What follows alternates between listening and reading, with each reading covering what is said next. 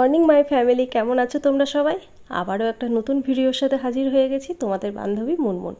তো সকালবেলায় ফ্রেশ হয়ে চলে এসেছি রান্নাঘরে, আর এখন চা করে নিচ্ছি একটু নিজের জন্য। আর আজকে আমার মেয়ের পরীক্ষা আছে, তো আজকেই শেষ পরীক্ষা, আজকে আছে বায়োলজি। তো সেই জন্য ওকে একটু সেদ্ধ ভাত করে দিচ্ছি, ডাল সিদ্ধ, আলু সিদ্ধ, ঘি এসব দিয়ে খেয়ে যাবে। আর ওদের তো টিফিন হয় না, কারণ এখন 9:30 থেকে পরীক্ষা স্টার্ট হবে আর শেষ হবে সেই 12:30টায়। তো টিফিনের কোনো অপশনই নেই, তো ওই জন্য ওকে একটু সেদ্ধ ভাত করে দিলাম। এদিকে আমি দেখো চাটা চাপিয়েছি, আর চা আমার করা প্রায় কমপ্লিট। তা করতে করতে দেখছি ক্রিসের বাবা আর ক্রিস দুজনেই উঠে পড়েছে।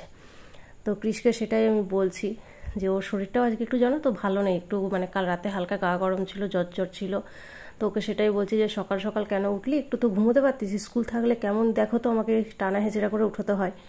তো কি আর করা যাবে, আর আসলে ওদেরও দোষ নেই, বাচ্চা মানুষ, ওদের উঠে উঠে অভ্যেস হয়ে গেছে সকালে ওঠাটা। এখন আমরা বড়রা কি চাই, যেদিন স্কুল থাকবে সেদিন উঠে যাক, আর যেদিন না থাকবে সেদিন ঘুমোক। কিন্তু সেটা কি সম্ভব বলো? ওদেরও তো একটা অভ্যেস হয়ে যায়। যে কোনো জিনিস দেখবে রেগুলার যেটা তুমি করবে না, সেটাই তোমার অভ্যেসে পরিণত হবে। তো দেখো এখন হাজব্যান্ডেরকেও চা করে দিলাম। হাজব্যান্ডকে, ও একটু জল গরম খায় সকালে, তো সেই জল গরম দিয়েছি, আর ও খাবে লিকার চা। তো চা খেয়ে রেডি হয়ে বেরিয়ে পড়েছি, এখন মেয়েকে নিয়ে চলে যাচ্ছি, এখন ওকে বাসে চাপিয়ে দেবো। তো ওদের পরীক্ষা তো 9:30 থেকে, তো 1 ঘন্টা আগেই মোটামুটি আমাদের বেরোতে হয়, যেতে সময় লাগে 40 মিনিট মতো। তো দেখো ওকে বাসে চাপিয়ে দিয়ে চলে এসেছি ঘরে। তো দেখো বাড়ি ফিরে এসে টিফিনটা বানিয়ে নিচ্ছি। তো হাজব্যান্ড কাজে বেরোবে, তো ও বললো ওটস খাবে। তো আমারও সুবিধা হলো, ওটসটা তাড়াতাড়ি হয়ে যাবে, কারণ আমার না আজকে অনেকটা কাজের চাপ আছে। তো দেখো ওটসটা বানিয়ে নিয়েছি। আর ক্রিসের যেহেতু মুখে রুচি নেই, আগের দিন একটু জ্বর ভাব ছিল রাতের বেলায়, তো ও বললো আমি টোস্ট খাবো। তো সেই জন্য ওকে ব্রেডের মধ্যে একটু বাটার লাগিয়ে আর একটু চিজ দিয়ে ওইটাকে টোস্টের মতো করে সেঁকে দেবো। তো সেটা ও খেয়ে নেবে। আর আমি মেয়ের জন্য তো দেখলে সকালে সেদ্ধ ভাত করেছিলাম, তো সেটা দিয়ে আমি টিফিন করে নেবো। আর আজকে আমার যে কাজটা দায়িত্ব নিয়েছি না, সেটা অনেকটা সময়ের ব্যাপার, মানে বেশ অনেকটা সময় চলে যাবে। আর তারপরে আবার রান্না বান্না আছে।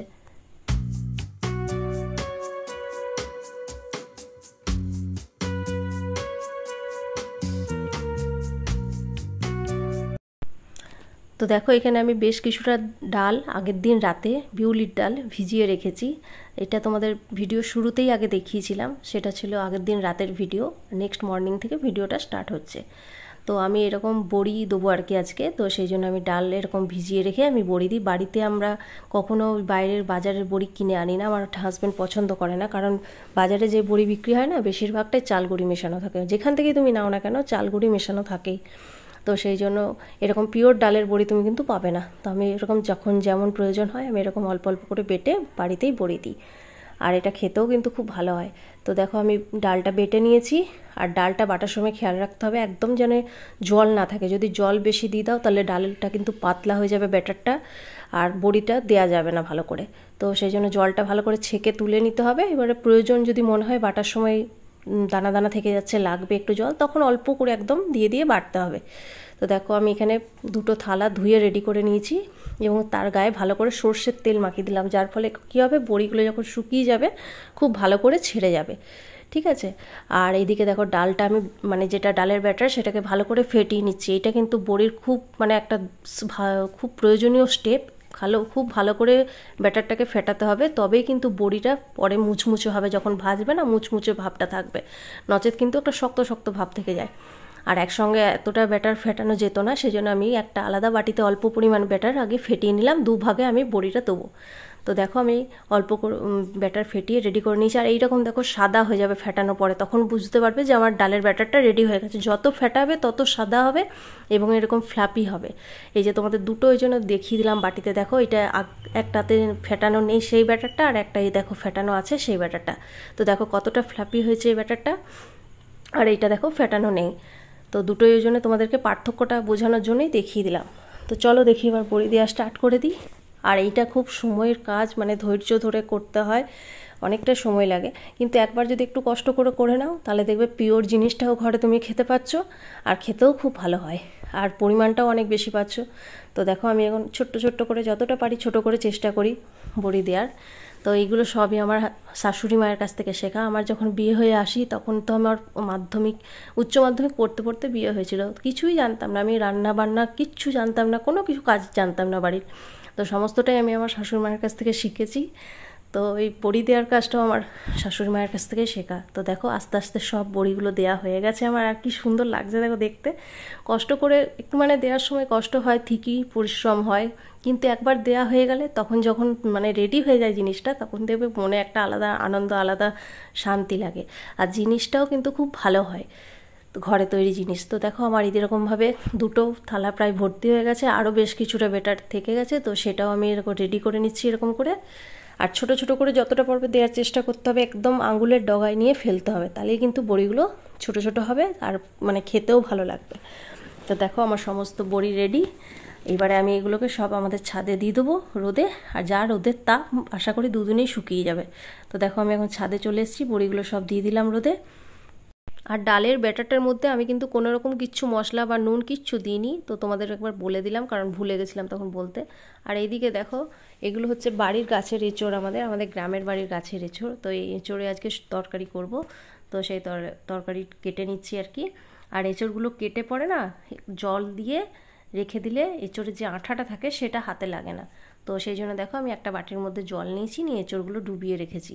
এবার যখন কাটবো একটা একটা করে তুলে তুলে কাটবো। তো দেখো আমার তরকারি সবজি কাটা সব রেডি হয়ে গেছে। আজকে হবে এঁচোড়ের তরকারি, আলু পোস্ত, টমেটোর চাটনি, আর মেয়ের জন্য একটু ডাল সেদ্ধ আছে, ওইটা একটু ওকে ছুঁকে দেবো। এই হচ্ছে আজকে আমাদের দুপুরের মেনু লাঞ্চের। হ্যাঁ কেক নেই, কেক তো খেয়ে নিয়েছো তুমি, আর কোথায় কেক থাকবে? হ্যাঁ উঠে যাও বাবা, বাবা উঠে যাও, ঠান্ডা লাগবে বাবা। বিস্কুট আছে, বিস্কুট খা, এখন বিস্কুট বিস্কুট খেও না, তাহলে আর খেতে পারবে না, ভাত খেতে পারবে না, ভাত খেতে পারবে না, পড়ে যাবে, ভালো করে ধরো, চুপ করে বসো এক জায়গায়, রেখে দাও, ঢাকাটা লাগাও, ঢাকাটা লাগাও, ঢাকাটা লাগাও, নিয়ে যাবে বিস্কুটগুলো, বন্ধ করো, ভালো করে ঢাকা লাগালে ঠিক আছে। যাও খাটে বসো, যাও কাটো, কার্টুন দেখতে দেখতে কাটো। হাই করে দাও, হাই করে দাও, হাই করে দাও, হাই হাই করে দাও। আজ কিশোর একটু শরীর খারাপ না বাবা, আজকে একটু জ্বর চলে এসছে। এখন জ্বরটা অবশ্য নেই। হাই হাই, ঠিক ঠিক, যাও বসো বসো, খাও গা যাও। হ্যাঁ টিভিটা চালিয়ে দিচ্ছি, চলো, পড়ে যাবে, এসো এসো, টিভিটা তোমাকে তো টিভি চালিয়ে দিয়েছিলাম। আর দেখো বিছানাপত্র পরিষ্কার করলাম, আবার দেখো কি করেছি, সারাদিন এই করতেই থাকে।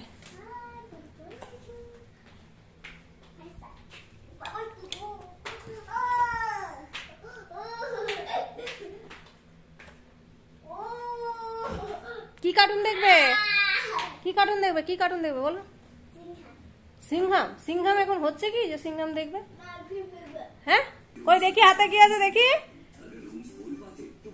দেখো দেখছো খালি বিস্কুট গুলোকে বার করে খেয়ে নিচ্ছে, নিয়ে আর ভাত খাওয়ার সময় ভাত খাওয়ার কোনো এনার্জি থাকছে না। আমি লাইট অফ করে দিচ্ছি আর ইয়েটা চালিয়ে দিচ্ছি। এই দেখো দেখছো, রেখে দাও, ওটা আর খেও না, খেলে না তুমি একটা খেলে না, ওটা রেখে দাও, আর ভাত খেতে পারবে না, বিস্কুট বেশি খেলে খিদে মরে যায়। দাও দাও, ওটা দাও, দাও আমাকে দাও, এদিকে এসো, এদিকে এসো, তুমি ভাত হয়ে গেছে, ভাত খাও, ভাত, ডিম সেদ্ধ, পোস্ত বাটা। কান্না করে না, কান্না, ওলে বাবালে, ওলে বাবালে, ওলে বাবালে। কেন কথা বলবে না, কেন কথা বলবে না, কেন কথা বলবে না? ও বাবা আগ হয়ে গেছে, আগ হয়ে গেছে, কথা বলবে না, মায়ের সঙ্গে কথা বলবে না, আগ হয়ে গেছে। এখন বেসব খেলে না, বিস্কুট খেলে না খিদে মরে যাবে। দেখো এখন ভাত খেতে পারবে না, তখন বলো ভাত খেতে হবে তো একটু, তাই না?